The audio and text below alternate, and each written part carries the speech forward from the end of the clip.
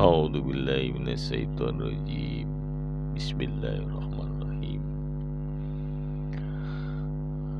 Kita melanjutkan membaca tafsir Al-Azhar,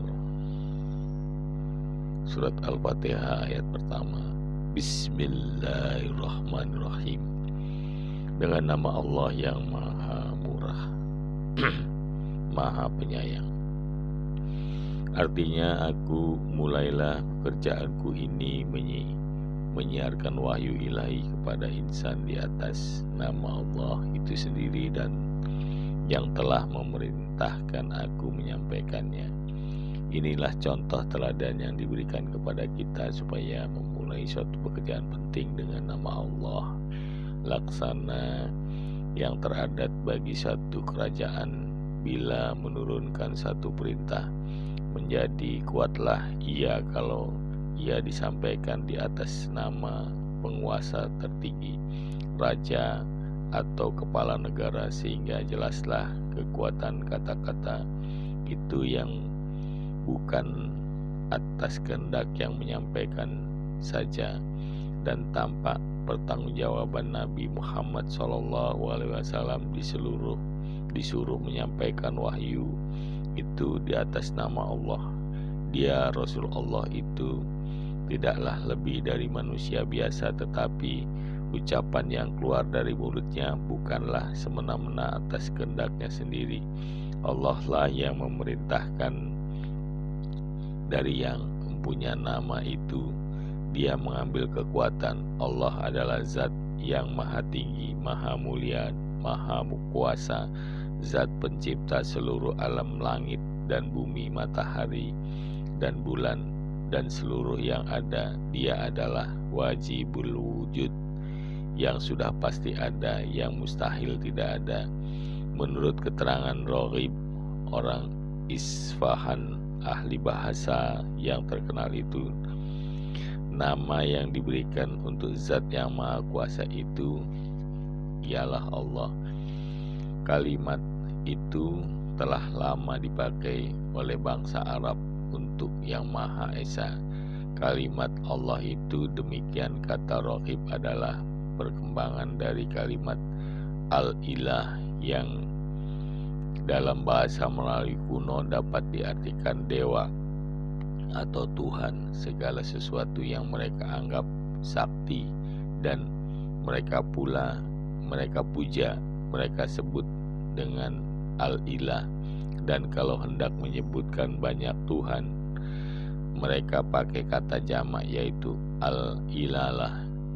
Akan tetapi pikiran murni mereka telah sampai pada kesimpulan bahwa dari Tuhan-Tuhan dan dewa-dewa yang mereka katakan banyak itu hanya satu jua yang maha kuasa, maha tinggi dan maha mulia. Maka untuk mengungkapkan pikiran kepada yang Maha Esa itu, mereka pakailah kalimat ilah itu, dan supaya lebih khusus kepada yang Esa itu, mereka cantumkan di pangkalnya alif, la, dan lam.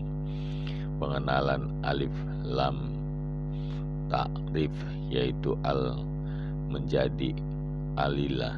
Lalu mereka buanglah huruf hamzah yang di tengah. Al-Ilah menjadi Allah. Dengan menyebut Allah itu tidak ada lagi yang mereka maksud melainkan zat yang Maha Esa, Maha Tinggi, yang berdiri sendiri, itulah, dan tidak lagi mereka pakai untuk lain. Tidak ada suatu berhala pun yang mereka namai Allah.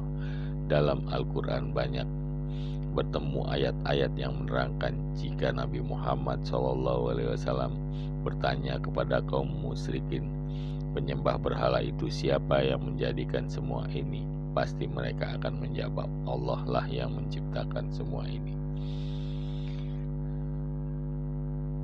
Dalam surat Al-Ankabut ayat 61, artinya, padahal jika engkau tanyakan kepada mereka siapa yang menciptakan semua langit dan bumi dan menyediakan matahari dan bulan, pastilah mereka akan menjawab Allah. Maka bagaimanakah masih berpaling mereka? dan banyak lagi surah-surah lain mengandung ayat seperti ini. Setelah kita tinjau keterangan Raghib Al-Isfahani dari segi pertumbuhan bahasa, filologi tentang kata Allah itu, dapatlah kita mengerti bahwa sejak dahulu orang Arab itu di dalam hati sanubari mereka telah mengakui tauhid uluhiyah, sehingga mereka sekali-kali tidak memakai kata Allah untuk selain dari Zat yang Maha Esa, yang tunggal, yang berdiri sendirinya itu, dan tidak mau mereka menyebut Allah untuk beratus-ratus berhala yang mereka sembah tentang uluhiyah. Mereka telah bertauhid hanya tentang rububiyah yang mereka masih musyrik. Maka dibangkitkanlah kesadaran mereka oleh Rasul Shallallahu Alaihi Wasallam supaya bertauhid yang penuh, mengakui hanya satu Allah yang menciptakan alam, dan Allah yang satu itu sajalah yang patut disembah, tidak yang lain. Dalam bahasa Melayu, kata yang seperti ilah itu ialah dewa dan Tuhan pada batu bersurah Trengganu yang ditulis dengan huruf Arab kira-kira tahun 1303 Masehi. Kata Allah Subhanahu wa Ta'ala telah diartikan dengan Dewata Mulia Raya. Batu bersurah itu sekarang disimpan di Museum Kuala Lumpur.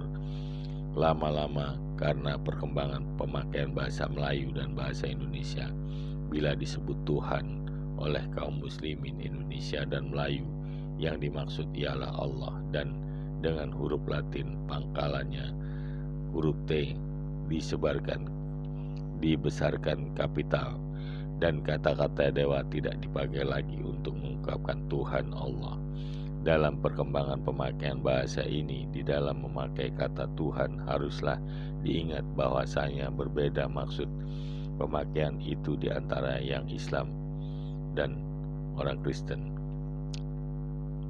Kita orang Islam jika menyebut Tuhan, yang kita maksud ialah Allah, Zat yang berdiri sendirinya, kepadanya memohon segala sesuatu, tidak beranak dan tidak diperanakan,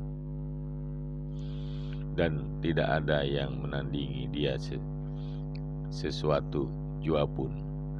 Akan tetapi kalau orang Kristen menyebut Tuhan, yang mereka maksud ialah Yesus Kristus, kadang-kadang bercampur baur, sebab menurut ajaran yang mereka pegang bahwa Tuhan itu adalah Trinitas atau Tritunggal, yang tiga tetapi satu, yang satu tetapi tiga, dia yang tiga tetapi satu itu ialah Tuhan Bapa, Tuhan Putra, Isa Al-Masih, dan Rohul Kudus, dan selalu mereka mengatakan Tuhan Yesus. Sebab itu walaupun sama-sama memakai kata Tuhan, tidaklah sama arti dan pengertian yang dikandung. Pemakaian kata Tuhan dalam kata sehari-hari akhirnya terpisah pula jadi dua, Tuhan khusus dan Allah, dan Tuhan yang menghormati sesama manusia untuk raja disebut Tuanku. Hal yang terpenting ialah memupuk perhatian yang telah ada dalam dasar jiwa bahwa Zat yang Maha Kuasa itu mustahil berbilang. Adapun tentang pemakaian bahasa terhadapnya dengan nama apa dia mesti disebut, terserahlah pada perkembangan bahasa itu sendiri. Selain dari pemakaian bahasa Melayu tentang Tuhan itu, sebagian bangsa kita pun memakai juga kata lain untuk Allah itu. Dalam bahasa Jawa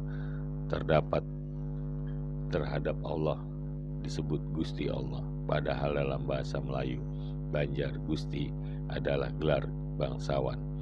Demikian juga kata pangeran untuk Allah dalam bahasa Sunda. Padahal di daerah lain pangeran adalah gelar orang bangsawan atau anak raja.